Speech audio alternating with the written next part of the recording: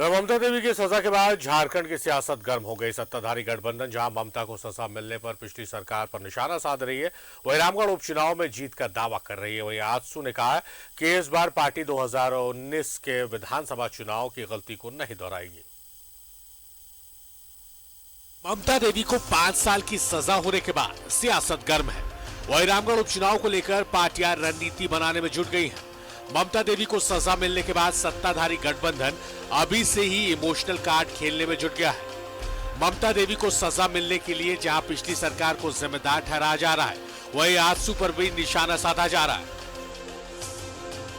जो double engine की सरकार थी, उसमें किस तरह से महिलाओं को प्रताड़ित करने के लिए साक्ष्य जुटाए जाते थे।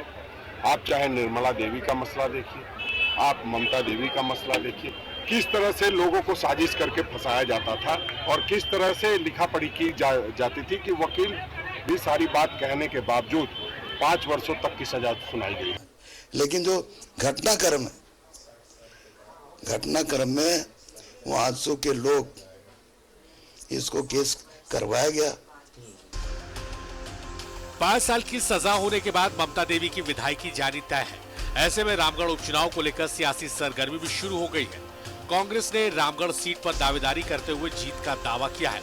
वहीं जेएमएम का भी कहना है कि रामगढ़ में फिर गठबंधन की जीत होगी। रामगढ़ सीट जो है कांग्रेस गठबंधन में कांग्रेस के खाता में वो सीट गई थी। कांग्रेस का उम्मीदवार जीत कर भी आई थी ममता देवी।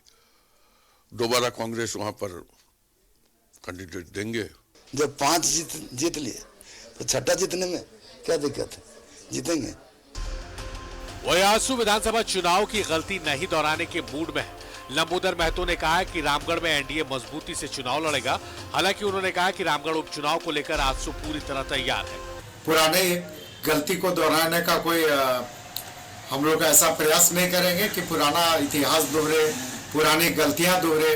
तो निश्चित रूप से राजग गठबंधन के में शामिल दल बैठ के बात करेंगे और उम्मीद करते हैं कि राजग गठबंधन के लोग एकमत होकर रामगढ़ विधानसभा का चुनाव लड़ेंगे। जिन लोगों को लोकतंत्र पर भरोसा नहीं है, जो भीड़ तंत्र को कहीं न कहीं अपनी बात मनवाने का माध्यम बनाते हैं, उन लोगों को आज इस पर चिंतन करने की आवश्यकता थी कि एक एक कर उनके विधायकों की सदस्यता रद्द क्यों हो रही है। पहले तो उनके कार्यकारी अध्यक्ष भ्रष्टाचार के आरोप में उनकी विधायक सदस्यता समाप्त हुई, अब ममता देवी का खत्म हुआ। तो इस पर चिंतन करने की बजाय कांग्रेस पार्टी जिस तरह से दम भर रही है, मैं समझता हूं कि ये सत्ता का नशा है और इस सत्ता को नशा उतरते देर भी नहीं लगेगी, क्योंकि जब चुनावी मैदान में होंगे तो प्रतिपक्ष के होने के नाते हम कोई कसर नहीं छोड़ेंगे और कांग्रेस पार्टी यह मान के न बैठे कि जीत उन्हीं की होने वाली है। 2019 के विधानसभा चुनाव में पहली बार रामगढ़ की सीट कांग्रेस के हाथ में आई थी।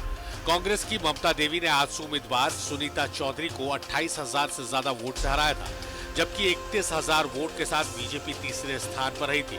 ऐसे में अगर एनडीए एकजुट होकर रामगढ़ उपचुनाव लड़ता है तो रामगढ़ में मुकाबला रोचक हो सकता है। हालांकि अब तक औपचारिक तौर पर ममता देवी की सदस्यता खत्म नहीं हुई है, लेकिन ममता को सजा मिलने के बाद रामगढ़ में उपचुनाव तय है। रांची से राकेश और विपिन के साथ bureau report, news 11 Bharat.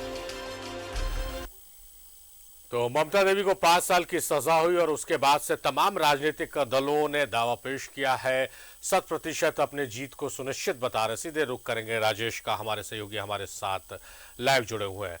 Rajesh, विडंबना ही है कि 5वीं विधायक जो है जिनकी सदस्यता समाप्त हो रही है और 5वां उपचुनाव झारखंड देखेगा और उपचुनाव की घोषणा अभी नहीं हुई है, लेकिन तमाम राजनीतिक दल जो है वो अपने अपने स्तर पर दावा पेश कर रहे हैं कि उनकी जीत पक्की है। एनडीए का अलग दावा है कि पुरानी गलतियों को हम नहीं दोहराएंगे। आजसू का कहना है एनडीए इंटैक्ट होकर चुनाव लड़ेगी। उधर गठबंधन का कहना है कि सीट हम ही जीतेंगे।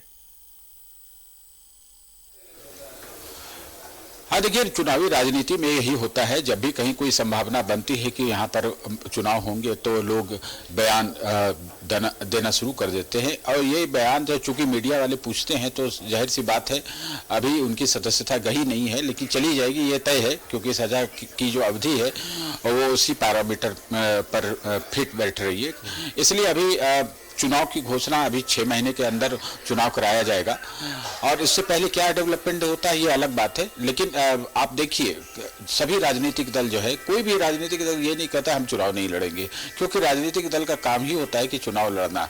और यहाँ पर झारखंड में आपने कहा कि 5वां ये उपचुनाव होगा, तो ये विचारणीय विषय है कि 5 विधायक की सदस्यता इस तरह से चली गई। और अभी हाल में तो आप देखे हैं कि कुछ माह पूर्व बंधु तिर्की जो है वो भी कांग्रेस के ही नेता थे, विधायक थे, और उनकी सदस्यता भी सजा के कारण चली गई। उनकी बेटी फिर उनकी सीट से जीती है।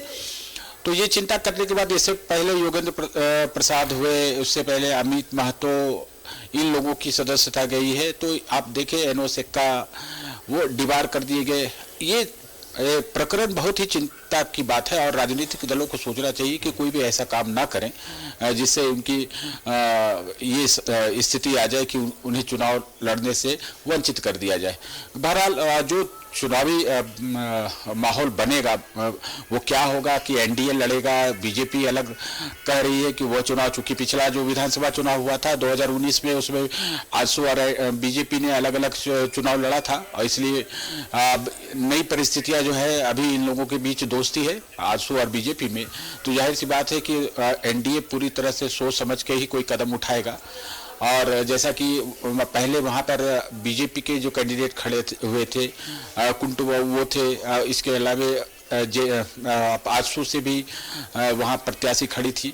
तो अब देखना होगा कि ये एक अंडरस्टैंडिंग कैसे बनती है। अभी इसके लिए समय है, लेकिन दावा तो सभी लोग करते हैं। कांग्रेस की चूंकि यह सिटिंग सीट रही है, ममता देवी कांग्रेस की विधायक हैं, इसलिए वो कांग्रेस तो स्वाभाविक रूप से दावा करेगी कि यह सीट उसी की है और वह फिर से जीतेगी। कोई हारने के लिए चुनाव नहीं लड़ता, और चाहे उसकी स्थिति कैसी भी हो, जनाधार जैसा भी हो, कोई भी चुनाव लड़ता है, चाहे वो छोटी पार्टी ही क्यों ना हो, वो कहता है कि इस बार हम कुछ करिश्मा करेंगे, जरूर जीतेंगे। तो अभी आप देखें कि माहौल बना भी नहीं है, लेकिन चूंकि बयानबाजी शुरू हो जाती है, सीट खाली हो रही है, तो लगता है कि चुनाव तो होना ही है, उपचुनाव होगा, तो सभी लोग अपनी दावेदारी कर रहे हैं। राजेश, चुनाव जो है अंक गणित का खेल होता है। आपका लंबा अनुभव है, राजनीति की खबरें आप कवर करते आए, कई चुनाव भी आपने कवर किए बाखूबी। आपका अंक गणित क्या कहता है? जिस तरह से दावे हो रहे हैं, अब आप भी ये जानते हैं और आपने उस बात का जिक्र भी किया कि चुनाव की घोषणा होती है या चुनाव होने वाली होती है तो तमाम छोटी बड़ी पार्टियां अपनी अपनी जीत की दावे करने लगती, भले नतीजा कुछ और इसके इतर निकले। आप रामगढ़ सीट को किस रूप में देखते हैं? देखिए, रामगढ़ सीट एक चुनौतीपूर्ण वहां पर मुकाबला होगा। और आपने देखा है चूंकि पिछली बार जो विधानसभा का चुनाव हुआ था तो एनडीए बिखरा हुआ था और बीजेपी और आजसू दोनों अलग अलग लड़ लिए थे। इस कांग्रेस भी एक तरफ से गठबंधन के फोल्डर के तहत लड़ रही थी, तो ट्रायंगुलर वहां पर मुकाबला हो गया था और इसका कहीं न कहीं फायदा ममता देवी को मिला था जो कांग्रेस की प्रत्याशी थी। लेकिन इस बार जो संभावना है और जो मुझे समझ में आ रही है, चूंकि आपने देखा कि कई उपचुनाव जो है वहां जो लड़े गए उसमें आजसू ने साथ दिया है बीजेपी का, तो इस बार दावेदारी आजसू की होगी। मुझे जो लगता है कि आजसू का जो क्लेम है वो जरूर मजबूत रहेगा और बीजेपी भी चाहेगी कि आजसू चूंकि पार्टनर है तो उसे भी मौका दिया जाना चाहिए, उसकी भी परीक्षा हो जानी चाहिए कि रामगढ़ सीट वो किस प्रकार से निकालती है। तो दोनों कंबाइंड होकर अगर ये एनडीए लड़ेगा तो परिस्थितियां मजबूत हो सकती है इनके पक्ष में। और गठबंधन की चूंकि सरकार है और सरकार ने जो काम काज किया है इसका भी यश मिल सकता है, तो मुकाबला बहुत रोचक होने वाला है। पक्ष और विपक्ष दोनों के बीच कांटे की टक्कर होगी। लेकिन जो मुझे लगता है कि अभी हम इसमें पूर्वानुमान नहीं कर सकते, क्योंकि एक तरफ सत्ता पक्ष है, सत्ता पक्ष के काम काज का भी नफा नुकसान अपना होता है। तो रामगढ़ सीट बहुत ही संवेदनशील सीट है और भाजपा वहां पर बहुत मुस्तैदी के साथ लड़ेगी, उसका अपना जनाधार भी है। वैसे आजसू का भी एक मजबूत जनाधार इस क्षेत्र में रहा है, चंद्र प्रकाश चौधरी का ये कार्य क्षेत्र रहा है, तो यहाँ पर भी उनकी जो पकड़ है वो मजबूत है। संभवतः जो भी लगता है और वो मुझे लग रहा है कि एनडीए एक साथ एकजुट होकर चुनाव लड़ेगा तो मजबूत दावेदारी इन लोगों की होगी। और जिस प्रकार से अभी चूंकि कुछ महीने बाकी है, इसलिए वहाँ पर जो जमीनी तैयारी होगी वो एनडीए तैयार करेगा। और चूंकि गठबंधन के प्रत्याशी भी होंगे और संभवतः कांग्रेस ही अपना प्रत्याशी देगी वहाँ पे, तो ऐसे में चीज़ें स्पष्ट है कि मुकाबला अच्छा होगा। और एक फैक्टर और भी है, चूंकि यहाँ पर सजा के माध्यम से उनकी विधायकी जा रही है, तो कहीं न कहीं एक जो इमोशनल फैक्टर भी एक यहाँ पर काम करता है कि जो जन प्रतिनिधि जनता की मांगों को, जनता के हित को लेकर आगे आंदोलन करते हैं, क्योंकि उन्होंने कोई अपराध नहीं किया है और अपराध ऐसा कोई क्राइम नहीं है, हीनियस क्राइम नहीं किया है जिस कारण से उन्हें सजा मिल रही है। ये तो एक जन आंदोलन के रूप में उन्हें जो सरकारी कार्य में बाधा है या फिर गोलीबारी हुई थी उसमें जो कुछ लोग हताहत हुए, कई लोग घायल हुए, तो आप देखें कि ममता देवी के अलावा भी दर्जन भर नेता इसमें शामिल थे, उन्हें भी सजा मिली है। तो एक फैक्टर ये भी है कि यहाँ पर कहीं न कहीं सहानुभूति भी मिल सकती है कांग्रेस अगर अपने प्रत्याशी को खड़ा करती है। और कहीं हो सकता है कि जो अभी तक ट्रेंड चला है कि लोग परिवार के लोग ही टिकट लेकर खड़े हो जाते हैं और यही प्रयास रहता है कि इस इमोशनल फैक्टर को इनकैश करके यह सीट निकाली जा सके। तो ये भी एक बड़ा फैक्टर है, तो देखना होगा कि क्या कुछ होता है। वैसे सरकार का परफॉर्मेंस जनता देख रही है और बीजेपी जो है आरोप लगाती है सरकार पे, क्योंकि अभी ये चुनाव आपको मैं बताता हूँ कि होली के आसपास चुनाव होगा, तो उस समय तक क्या परिस्थितियां बदलती है, राजनीतिक माहौल कैसा रहता है, ये तमाम चीजें निर्भर करेंगी। तो कमोबेश आप देखें कि गठबंधन बनाम एनडीए का मुकाबला संभावित है। शारिफ राजेश, जो बात आपने जिस बात की जिक्र की, कहीं ना कहीं इमोशनल कार्ड तो चलता है सियासत में, इमोशन फैक्टर बहुत काम करता है और कहीं ना कहीं इस बात को कांग्रेस या गठबंधन भुनाएगी कि विधायकी जन सरोकार के मुद्दे को उठाने के दौरान चली गई, कोर्ट ने फैसला सुनाया, उनकी विधायकी चली गई। दूसरी तरफ जो बातें देखने को मिल रही है कि जो आंकड़े बताते हैं कि अब तक जितने भी उपचुनाव हुए उसमें गठबंधन जो अपर हैंड रहा है। दूसरी तरफ जो एनडीए का है कहना कि अगर एनडीए इंटैक्ट होकर लड़ती है तो गठबंधन के लिए बहुत आसान नहीं होगा। जिस तरह से अगर अलग अलग आजसू और बीजेपी लड़ी है तो उसका नतीजा सबने देखा है कि क्या कुछ हुआ, लेकिन अब ये बातें खुलकर सामने आने लगी है कि एनडीए अब इंटैक्ट होकर लड़ेगी। तो राहें उतनी आसान गठबंधन की नहीं होने वाली है, लेकिन गठबंधन के लिए जो फैक्टर काम करेगा वो एक इमोशनल फैक्टर, इमोशनल कार्ड खेलेगी गठबंधन, ये तो निश्चित है। दूसरा है कि जो आंकड़े बता रहे हैं कि लगातार बाई इलेक्शंस, बाई पोल जो हुए हैं उसमें अच्छा रिजल्ट किया गठबंधन। नहीं, आपने बिल्कुल सही कहा। जो भी अभी तक का अनुभव है या जो भी दृश्य हमें देखने को मिला है उपचुनाव में, बीजेपी लगातार हारती रही है और ये उनके लिए चिंता का विषय जरूर रहा है। कई बार इस सवाल का जवाब भी पूछने का प्रयास किया गया है, तो इस पर यही कहा गया है कि इसकी समीक्षा होगी। लेकिन साफ तौर पर देखिए, एक चीज़ तो जरूर प्रभावित करता है किसी भी चुनाव को, जो सत्ता होता है उसका सत्ता का एक प्रभाव होता है।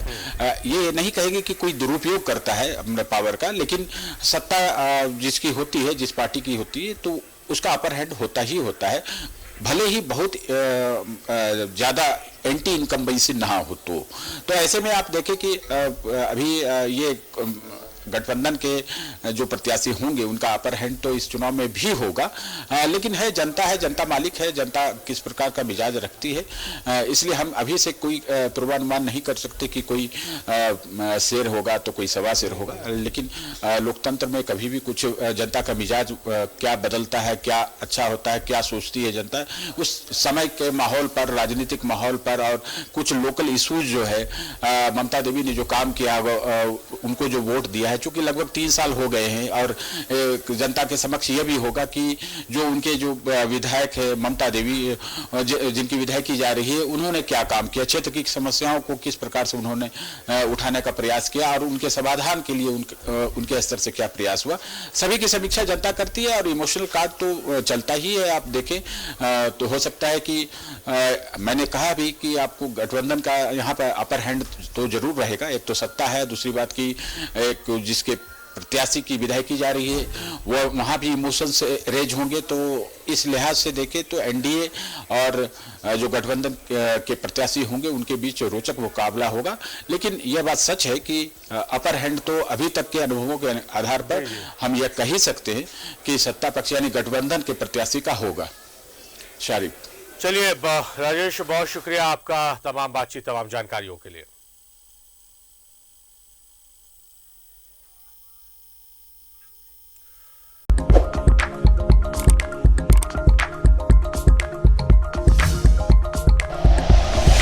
Like and share videos, subscribe करें हमारा चैनल और प्रेस करें बेल आइकॉन। न्यूज़ 11 भारत, सच है तो दिखेगा।